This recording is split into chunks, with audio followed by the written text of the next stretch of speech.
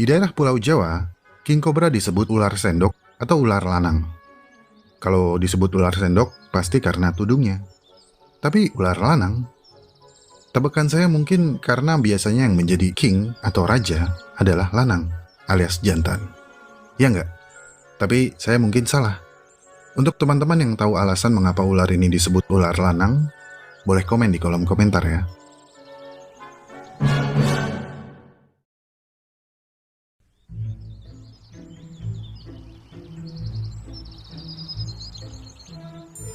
Kisaran penyebaran king cobra meliputi India, Bangladesh, Cina Selatan, dan sebagian besar Asia Tenggara. Di Asia Tenggara, spesies ini lebih santai dibandingkan sepupunya di India yang jauh lebih agresif. Meskipun demikian, jangan mencoba mendekati ular ini, apalagi jika kamu tidak berpengalaman. Yang berpengalaman aja bisa apes ketika digigit oleh king cobra. Karena satu gigitan dari king cobra dapat mengakibatkan kematian jika tidak segera ditangani.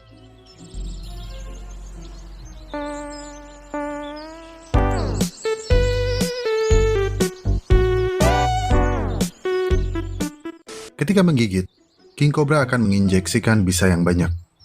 Ini adalah racun saraf yang kuat, yang mempengaruhi pusat pernapasan di medula otak. Kematian seringkali terjadi akibat fungsi napas dan jantung yang terhenti. Kematian dapat saja terjadi dalam waktu yang sangat singkat. Tetapi, seperti gigitan ular lainnya, lokasi gigitan, kecepatan dan ketepatan pertolongan pertama, serta perawatan medis dapat menunda atau mencegah kematian. Namun, bisa king cobra bukan termasuk bisa yang memiliki potensi yang tinggi. Bisa mereka tidak lebih mematikan dari bisa ular taipan. Tapi karena ukuran kepala mereka yang besar, king cobra menampung bisa yang jauh lebih banyak. Ketika produksi bisa sedang tinggi, seekor king cobra dapat menghasilkan bisa sebanyak 1 gram, kira-kira 1 sendok teh penuh. Bisa king cobra juga berbeda dengan ular berbisa lain. Bisa king cobra terdiri dari sitotoksin dan neurotoksin yang diproduksi di kelenjar post-orbital. Dalam jumlah sedikit, bisa ini mempengaruhi sistem saraf pusat, mengakibatkan rasa sakit yang parah, penglihatan yang buram, vertigo, mengantuk, hingga kelumpuhan. Jika bisa diinjeksikan dalam jumlah banyak, maka akan mengakibatkan pernapasan terhenti, gagal jantung, hingga menyebabkan koma. Kematian biasanya menyusul karena terhentinya pernapasan. Orang yang digigit king cobra dapat meninggal dalam waktu 30 menit setelah bisa menyebar. Tapi, tidak semua gigitan king cobra menginjeksi bisa dalam jumlah yang mematikan. Ada istilah yang dinamakan dry bite, di mana ular hanya menggigit tanpa menginjeksikan bisa. Tingkat kematian juga bervariasi dan dipengaruhi oleh beberapa faktor. Satu yang paling krusial adalah penanganan yang lambat, serta ketiadaan antivenom pada daerah terpencil yang minim sarana medis. Antivenom atau kadang-kadang disebut antivenin dapat membalikan reaksi neurotoksin. Hingga saat ini, antivenom masih merupakan metode yang paling ampuh dan umum untuk digunakan sebagai pertolongan dalam menangani reaksi bisa ular. Antivenom polivalen yang telah diproduksi oleh Palang Merah Thailand terbukti dapat secara efektif menetralkan bisa king cobra. Kemudian, ramuan tradisional akar kunyit juga telah terbukti secara klinis menciptakan ketahanan yang kuat terhadap bisa king cobra. Tapi, apapun itu, perawatan yang tepat dan cepat adalah faktor utama yang sangat penting untuk menghindari kematian. Dengan antivenom yang akurat dan perawatan intensif, korban gigitan king cobra dapat pulih dalam waktu 10 hari. Sebuah survei di Thailand melaporkan 10 dari 35 pasien meninggal karena gigitan kobra. Sementara, survei dari Adelaide University di Australia menunjukkan tingkat kematian sebesar 50-60%. Ini menyiratkan king cobra memiliki setengah kemungkinan untuk memberikan gigitan yang melibatkan jumlah bisa yang tidak fatal. Tapi, jangan diartikan kamu bisa sembarangan memegang atau menangkap mereka. Jika kamu atau teman kamu digigit king cobra atau ular berbisa lainnya, ada pertolongan pertama yang dibagikan oleh University of California, San Diego, yang dapat membantu meningkatkan keselamatan. Pertama dan terpenting, jangan bertindak seperti pahlawan dan mengejar ular. Karena biasanya, alasan ular menggigit manusia adalah karena terganggu. Setelah menggigit, ular tersebut akan kabur dengan sendirinya. Namun, jika tidak, cukup tunggu saja dari jarak yang aman. Cukup satu orang aja yang digigit, jangan sampai yang lain digigit juga. Sebagai gantinya, cobalah untuk mengingat ciri-ciri ular tersebut, bagaimana warna atau polanya.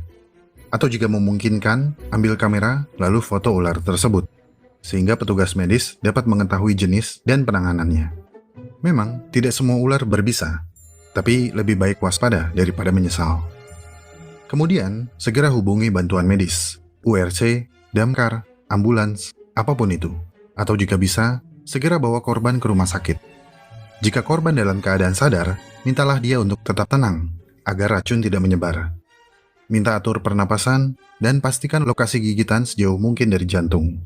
Jika diperlukan, berbaring dan lepas segala perhiasan, jam tangan, dan pakaian yang ketat dari korban. Karena umumnya, bisa ular akan membuat bengkak anggota tubuh. Terlepas dari apa yang sering ditampilkan oleh media, jangan mencoba untuk menyedot bisa, dan jangan menggunakan torniket. Menerapkan ikatan erat atau torniket akan melokalisir rasa sakit. Bagian yang diikat akan terasa sakit luar biasa.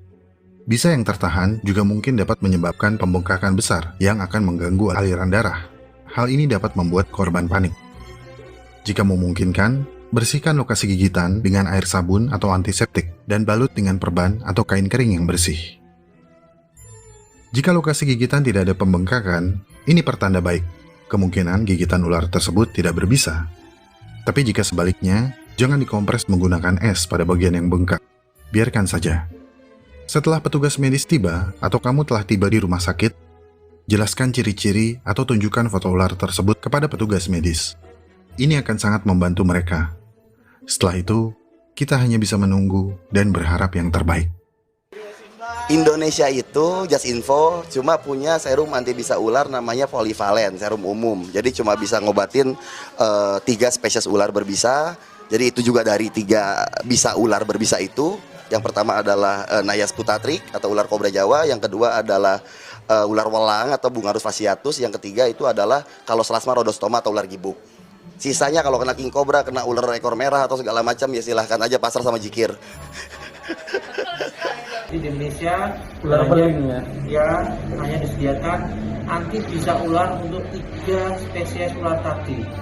Ideal nggak dengan hanya 3 jenis? Untuk sampai saat ini cukup masih ideal karena untuk tipe-tipe ular yang lain di Indonesia masih lebih sedikit dibandingkan luar negeri, dan untuk Indonesia memang kebanyakan ularnya mungkin lebih ular yang tidak begitu beracun atau mungkin ular-ular yang besar seperti ular sanca, piton yang mungkin lebih tidak beracun. Mahal nggak dok kalau untuk di Indonesia? Untuk harga pastinya saya juga kurang tahu, tapi setahu saya memang mahal. Okay. Terjangkau dok? Kalau untuk BPJS ya mungkin hanya cukup untuk 1 mungkin. Idealnya berapa dok? Tergantung jenis gigitannya. Jadi bisa sampai 5 atau mungkin sampai lebih. Kami sudah memberikan serum anti bisa ular sejak kemarin, sudah 8 vial kita masukkan ke tubuh korban serum anti bisa ular untuk menangani toksin tersebut. Rupanya mungkin racunnya lebih berat ya.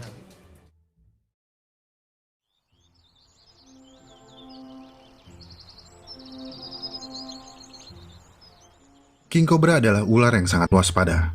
Indera penciuman yang tajam dan penglihatan yang sangat baik membantu mereka mendeteksi ancaman sejak dini dan memungkinkan mereka mundur jauh sebelum konfrontasi terjadi.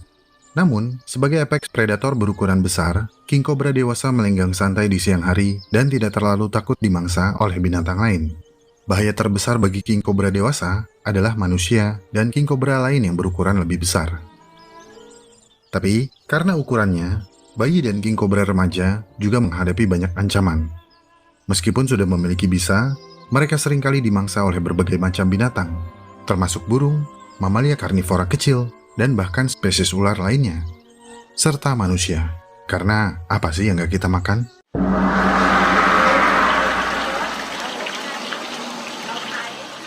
King cobra biasanya membatasi mangsanya secara spesifik pada binatang berdarah dingin, yaitu ular. Tapi jika ada kesempatan, mereka tidak akan melewatkan telur, burung, kadal, dan mamalia yang berukuran kecil.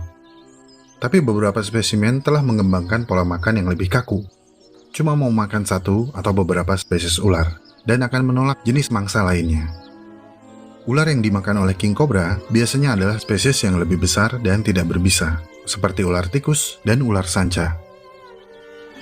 Seperti kebanyakan ular, king cobra juga berburu dengan penciuman. Lidah mereka menjulur untuk mencicipi udara dan melacak mangsanya. Ketika jarak dengan mangsa sudah dekat, mereka menggunakan mata mereka untuk mengunci target sebelum menyerang. Ketika menggigit, mereka menyuntikkan bisa dalam dosis yang besar. Bisa ini seringkali membuat mangsa mereka lumpuh. Kemudian, mereka menelan utuh mangsanya hidup-hidup. Ular tidak memiliki anggota tubuh seperti paruh atau kaki berkuku yang dapat digunakan untuk menahan dan mencabik-cabik mangsanya.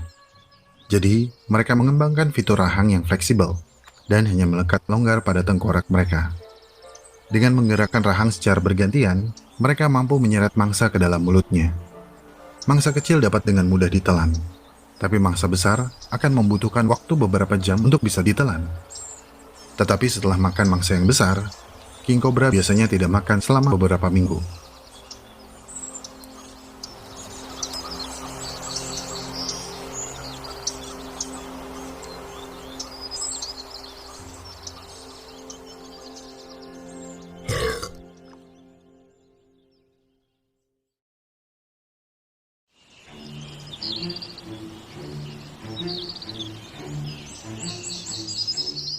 King cobra akan shedding atau melepaskan kulitnya pada awal musim kawin.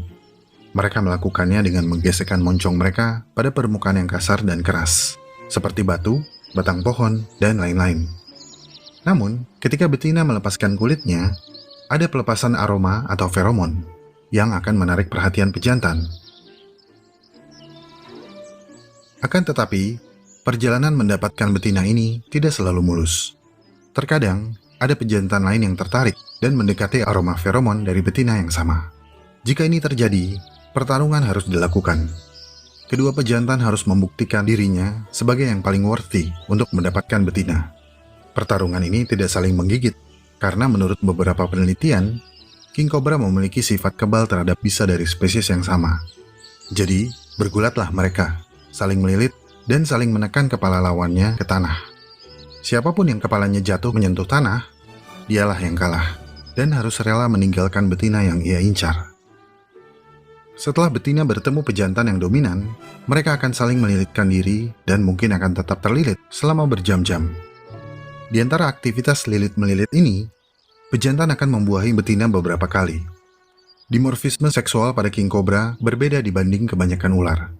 Jika kebanyakan ular betina dewasa berukuran lebih besar dari pejantan, king cobra jantan dewasa justru berukuran lebih besar daripada betina. Dan tidak seperti kebanyakan ular, king cobra dapat membentuk hubungan yang setia atau monogami. Di Sumatera, musim kawin king cobra dimulai dari bulan Januari hingga April, dan pasangan king cobra akan tetap bersama selama musim kawin. King cobra jantan akan mengikuti kemanapun betina pergi. Perilaku ini diduga untuk mengantisipasi konflik antara sesama king cobra yang cukup tinggi pada awal musim kawin, di mana banyak pejantan akan berkeliaran di area yang luas untuk mencari pasangan.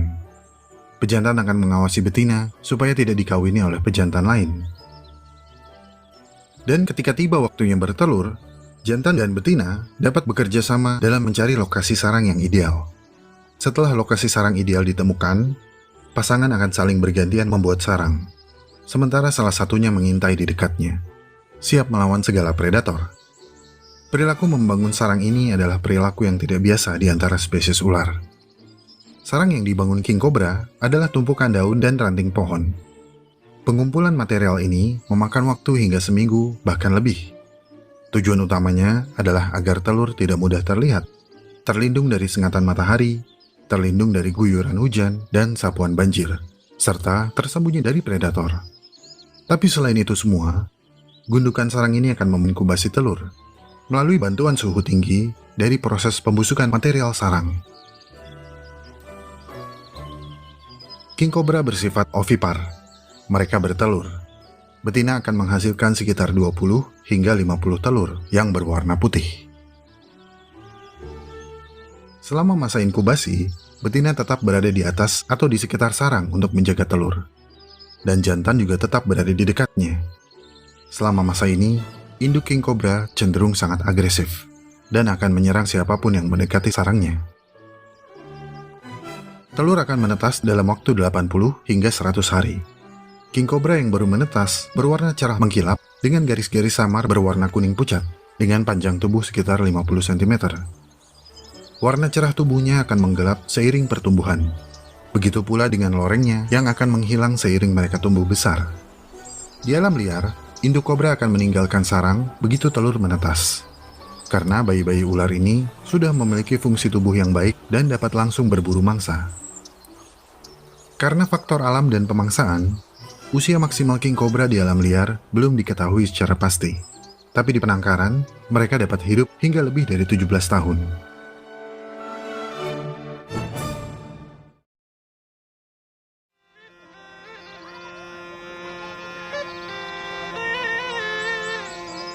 Ular kobra memainkan peran penting dalam banyak kebudayaan Asia. Kita semua pastinya telah sangat familiar dengan snake charmer dari India dan sekitarnya, yang menggunakan instrumen bernama punggi yang seakan-akan mengajak ular menari. Ini adalah topeng naga raksha. Topeng ini digunakan dalam tarian raksha, sebuah drama tari tradisional Sri Lanka yang dikenal sebagai kolam. Naga raksha atau topeng king cobra adalah representasi setan yang bisa berubah menjadi king cobra. Topeng ini secara tradisional diukir dari pohon yang dikenal sebagai pohon kaduru yang diyakini memiliki kekuatan mistis. Di Thailand, king cobra adalah ular yang sangat dihormati. Bahkan, ada sebuah desa bernama Desa King Cobra yang terletak di Bangkok Sangga, Kecamatan Saimun, Distrik Nampong. Penduduk Bangkok Sangga adalah masyarakat tradisional penjual jamu dan petani padi sejak keberadaannya. Dulu, penduduk desa akan berkelana ke desa-desa lain untuk menjual jamu racikan mereka. Namun pada tahun 1951, seorang tabib lokal bernama Ken Yongla memperkenalkan pertunjukan kobra yang menarik banyak orang ke desa Bangkok Sangga, supaya tidak perlu bepergian jauh untuk menjual jamu. Awalnya, sang tabib menggunakan kobra lokal untuk pertunjukannya.